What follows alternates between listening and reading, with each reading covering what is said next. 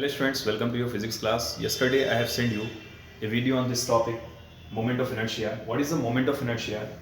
Moment of inertia is an inherent characteristics of rotating object due to which it is not able to change its condition of rotational motion like inertia. Inertia में जैसे मैंने आपको बताया था कि inertia एक inability होती है जिसकी वजह से बॉडी अपनी स्टेट को चेंज नहीं कर पाती है. तो वो लीनियर केस में आपने स्टडी किया था. If a body is in motion that remain in motion, if a body is in rest that remain in rest. Okay, because of inertia. तो there are two types of inertias, three types of inertias which you have studied in the previous lectures: inertia of rest, inertia of motion, inertia of direction. ठीक है, like inertia that was called actually linear inertia, and here I am talking about the moment of inertia. It is a rotational inertia. तो यहाँ पर हम inertia का rotational analog study करते हैं.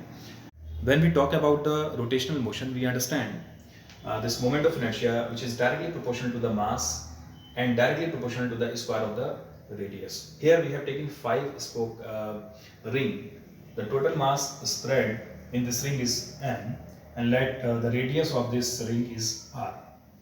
Clear? Then the moment of inertia of this ring, okay, along this axis of rotation. Okay, the axis of rotation passes from the center of this ring actually. तो इस axis के along इस ring का जो rotation होगा, जो moment of inertia होगा, ठीक है, इस डायरेक्शन में जो मोमेंट ऑफ इनर्शिया हम निकालेंगे, ठीक है, वो कैसे निकालेंगे? This moment of inertia I of this ring, okay, which having radius r and mass m will be equals to I is equal to km r². यहाँ पर हम k की वैल्यू 1 ले लेते हैं, ठीक है, let k is equal to 1, then you get the moment of inertia of this ring will be equals to I is equal to mr². ये इसका मोमेंट ऑफ इनर्शिया होगा. तो इस तरह से हम किसी भी ऑब्जेक्ट का मोमेंट ऑफ इनर्शिया उसकी रोटेशनल एक्सिस के अलोंग फाइंड कर लेते हैं, ठीक है. तो moment of inertia about any rotational axis will be directly proportional to the mass and directly proportional to the square of the radius of that object from the rotational axis. The SI unit of this moment of inertia will be okay, we get from this formula kilogram meter square, because the mass measured in kilogram and r is in meter, because here it is square, so kilogram meter square is the SI unit. It is a scalar quantity, it having only the magnitude, not a direction. Dimensional formula will be ml2 t0. Okay students, now we take the system of particles that is also known as the rigid body. So here we have taken a system of particles which having n particles, okay, and these are the masses m1, m2, m3 up to mn. Okay, the distance of these masses from the rotational axis we have taken here. Corresponding distances are r1, r2, r3 up to rn. Clear? तो ये जो masses आपने लिए हैं ये particles हैं. इस system में ये particles आपने लिए हैं, n particles हैं, और उन particles का जो distance है axis of rotation से, ठीक है, वो distances r1, r2, r3 up to rn आपने लिया है, ठीक है. Now we are going to find out the moment of inertia, total moment of inertia of this system. Actually, how we can get the total moment of inertia? Okay, we take the sum of moment of inertias of individual particles. ठीक है, सभी का आप moment of inertia का सम लेकर के आप जो है total moment of inertia find कर लेते हैं, ठीक है. तो इस तरह से जो m1 का जो moment of inertia होगा along this axis of rotation will be I1, m2 का moment of inertia I2, m3 का I3, इस तरह से mn का In हो जाएगा, ठीक है. और आप जो है फॉर्मूले के अकॉर्डिंग आप लिख सकते हैं I1 क्या हो जाएगा, m1 r1 square plus I2 is m2 r2 square and plus In is mn rn square. Clear? तो इसको आप इस तरह से समेशन की फॉर्म में लिख सकते हैं, this I running from 1 to n, ठीक है.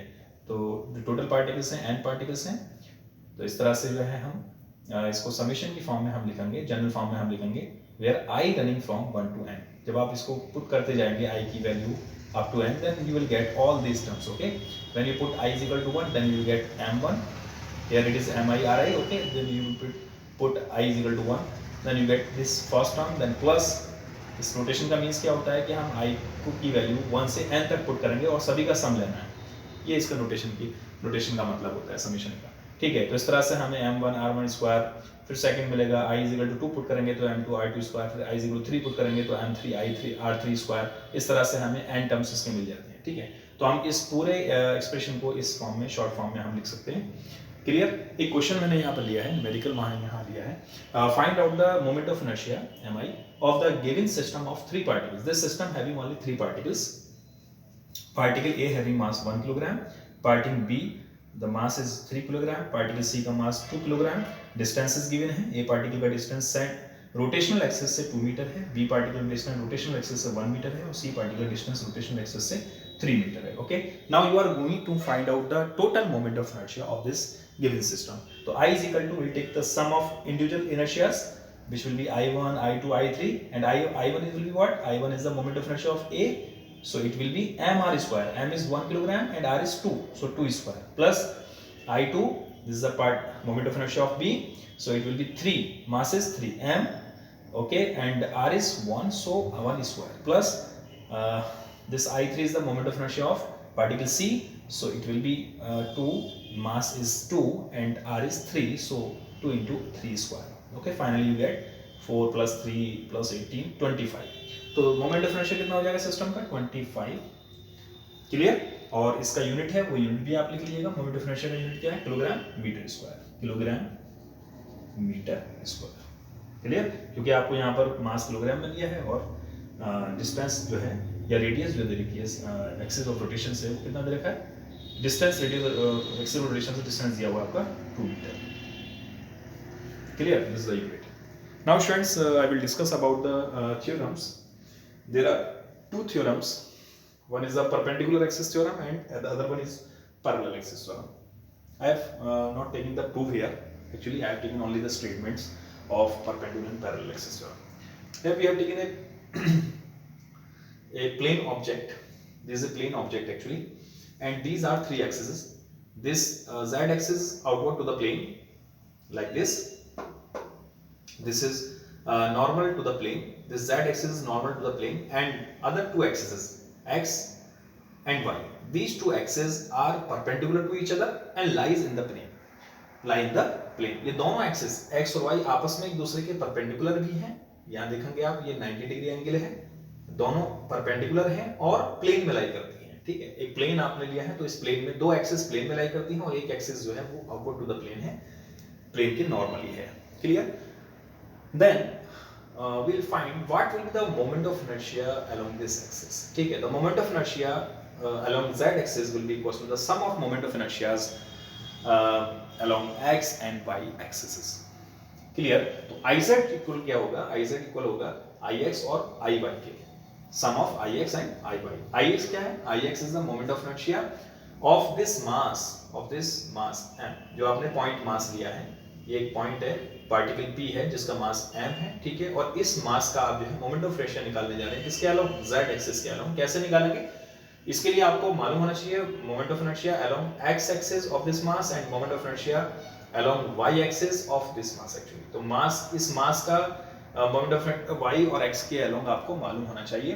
ठीक है, तब आप Iz निकाल सकते हैं, because Iz will be equal to the Ix, sum of Ix and Iy.